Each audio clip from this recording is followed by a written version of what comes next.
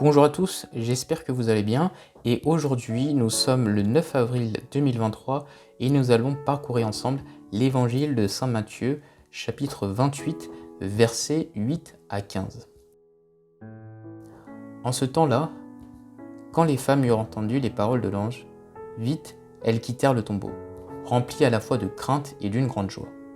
Et elles coururent porter la nouvelle à ses disciples. Et voici que Jésus vint à leur rencontre et leur dit : « Je vous salue. » Elles s'approchèrent, lui saisirent les pieds et se prosternèrent devant lui. Alors Jésus leur dit : « Soyez sans crainte, allez annoncer à mes frères qu'ils doivent se rendre en Galilée.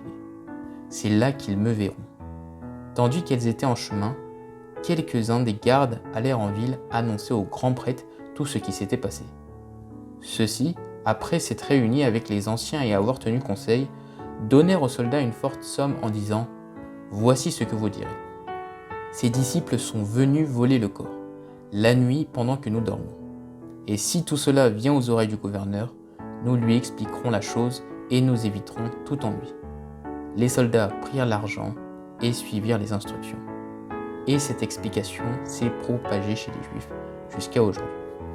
Alors, que faut-il retenir de cet évangile ? Eh bien, ce texte nous montre l'empressement des femmes qui vont annoncer la résurrection de Jésus aux disciples.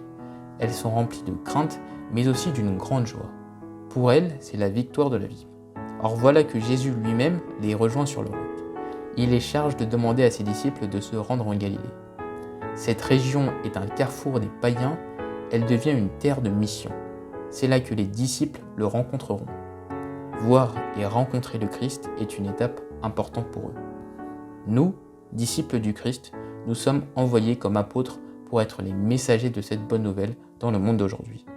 Mais nous découvrons avec émerveillement qui nous précède dans le cœur de ceux et celles qui met sur notre route. Le principal travail, c'est lui qui le fait.